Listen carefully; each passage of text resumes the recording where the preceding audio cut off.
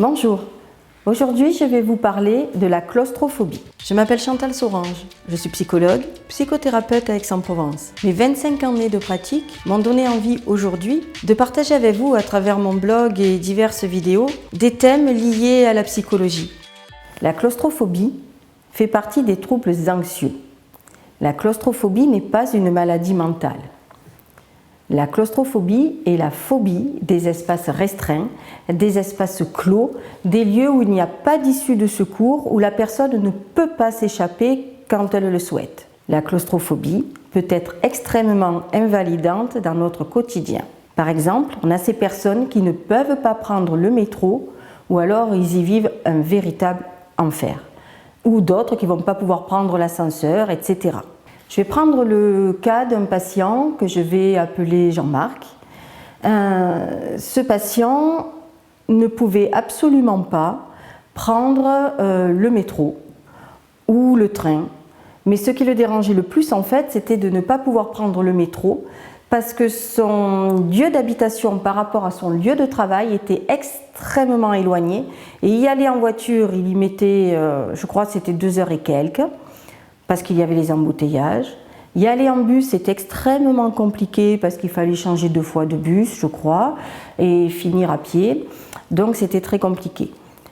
L'ascenseur, il ne le prenait pas parce qu'il se débrouillait autrement, mais nous verrons au fil de la vidéo comment cette claustrophobie, en fait, s'est déclenchée chez ce patient-là. Jean-Marc, d'ailleurs, décrivait les sensations que tous les claustrophobes ont ressenties à un moment donné. Sensations d'étouffement, de grande chaleur, de transpiration. Il faut savoir que dans les cas les plus graves, ça peut aller jusqu'à l'attaque de panique. Comme toujours, on a plusieurs niveaux d'atteinte de claustrophobie. Dans les cas les plus sévères, on a même des personnes qui ne peuvent pas passer une IRM, ou alors c'est extrêmement compliqué. Il faut distinguer une appréhension et une claustrophobie. Il est normal pour tout un chacun de ne pas trouver agréable ni confortable d'être coincé dans un métro bondé ou dans le tunnel d'une IRM. Appréhender, c'est une chose. Ressentir un petit coup de stress, un mal-être, c'est une chose. Mais ça reste contrôlable pour l'individu. Dans la claustrophobie, nous sommes sur un autre versant. Dans ce cas-là, l'intensité, la peur du stress, l'angoisse sont excessivement fortes et entraînent, de par leur intensité, des réactions physiques très fortes, difficiles à respirer, palpitations, nausées, peur de mourir, etc. Alors, la claustrophobie a plusieurs causes, plusieurs origines.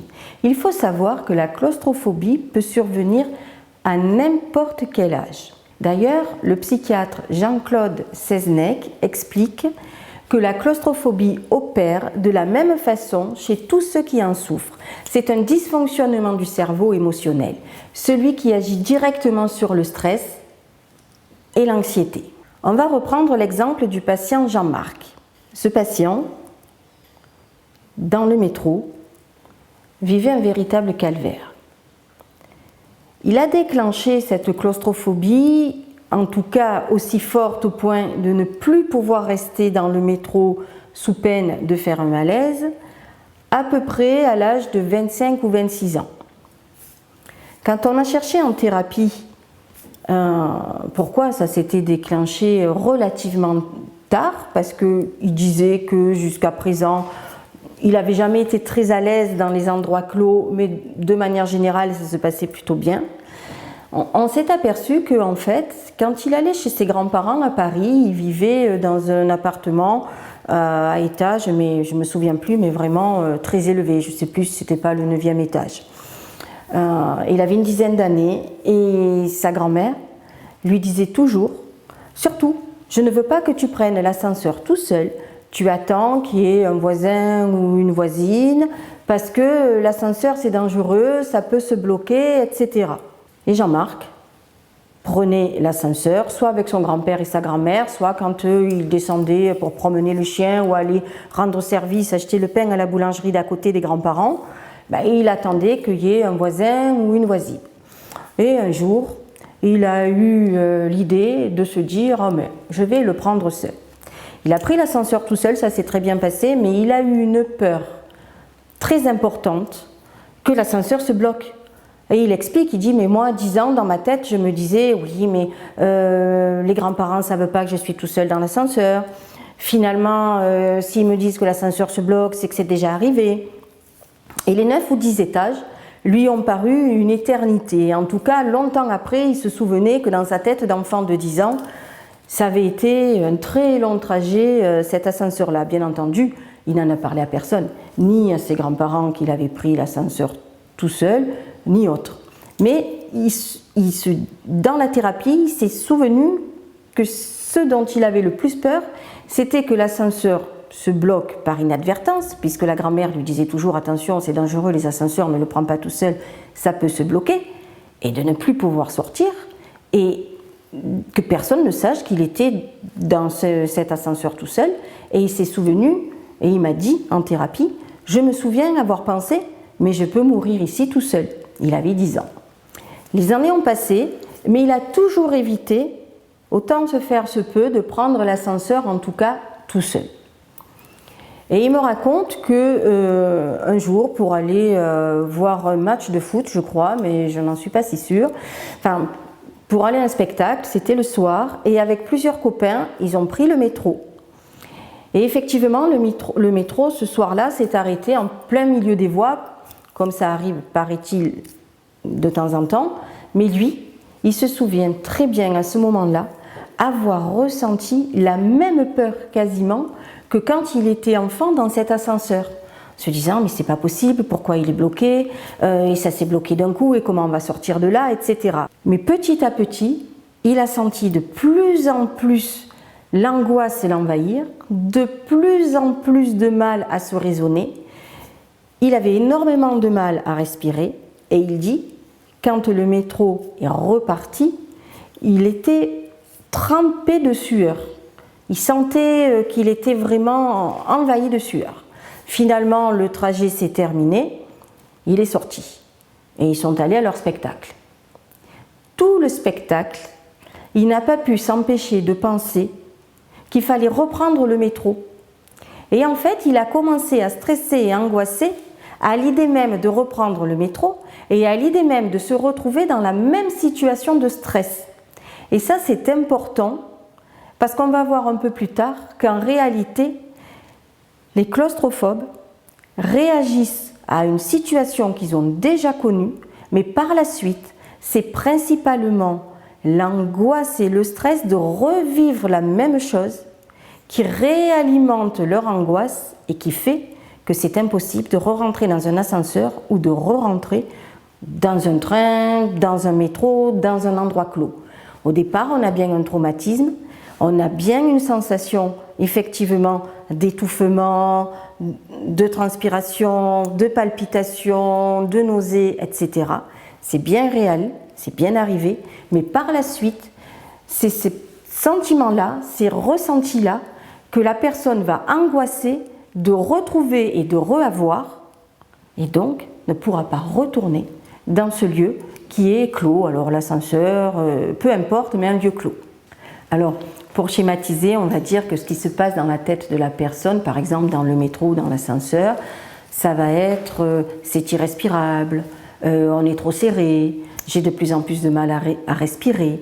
Donc en fait, ce sont ces pensées qui envoient des signaux au cerveau émotionnel et cela engendre effectivement les effets physiques tels que sudation, sensation d'étouffement. Et selon le niveau de claustrophobie du sujet, cela peut aller jusqu'à l'attaque de panique.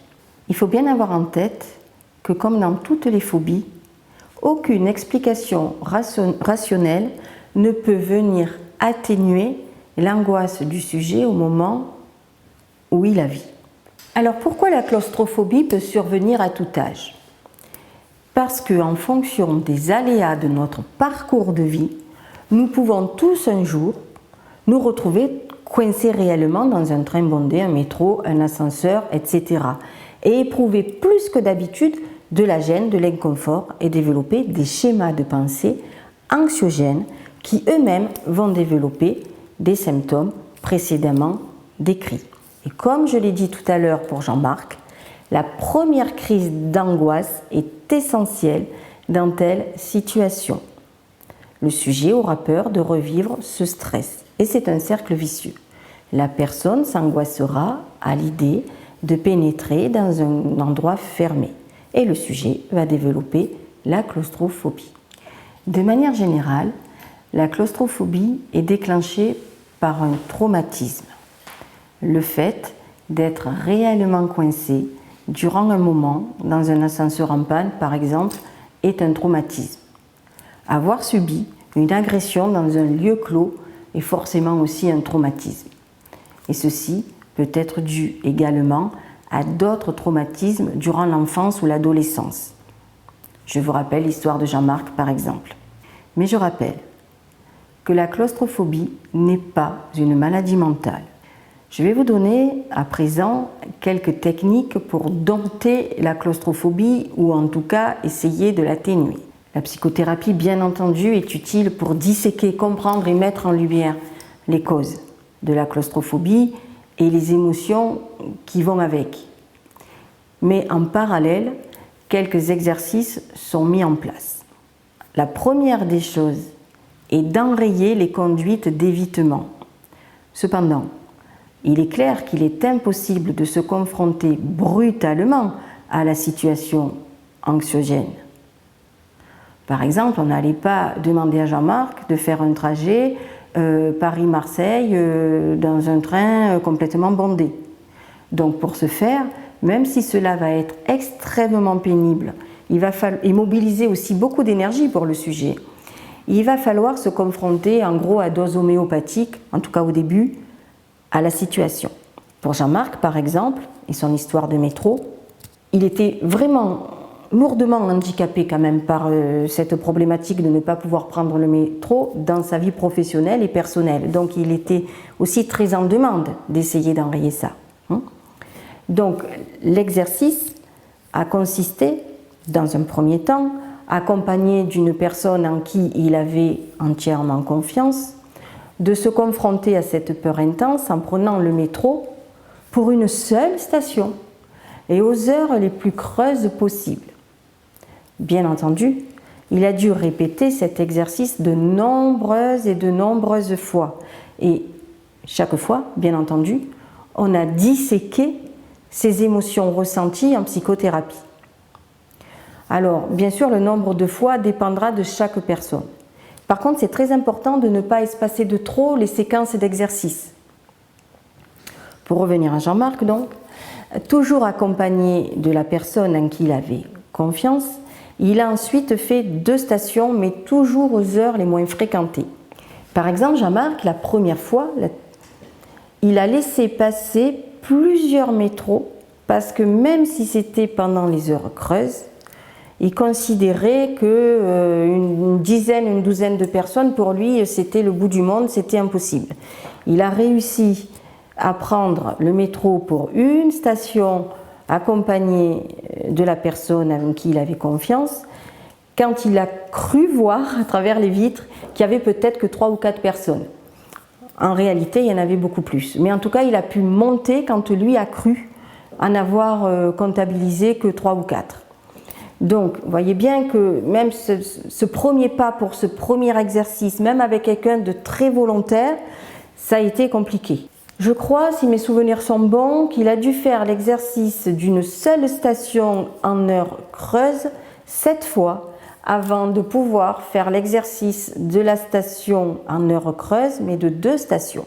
Ensuite, toujours accompagné, il a fait l'exercice d'une seule station en période un peu plus fréquentée. Et ensuite, 2 stations, 3 stations, jusqu'à ce qu'il ait fait un nombre de stations important en heures vraiment fréquentées. Puis enfin, le moment est venu d'avoir pu faire une station tout seul, en heure creuse, et pas heure plus creuse possible, puis ensuite le trajet en entier en heure un peu plus fréquentée et enfin en heure bondée. Cet exemple pour vous montrer que bien entendu, il a d'abord en psychothérapie, expliquer le pourquoi, du comment, on a cherché l'histoire des grands-parents, l'histoire de l'ascenseur.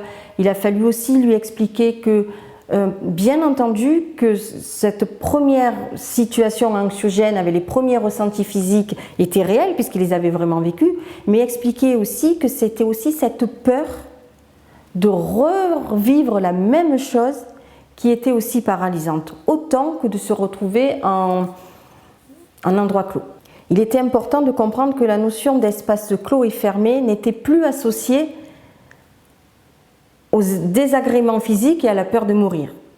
Parce que les personnes vous le disent, mais de toute façon, mais je vais mourir, je ne peux plus respirer. Donc il fallait vraiment désamorcer ça.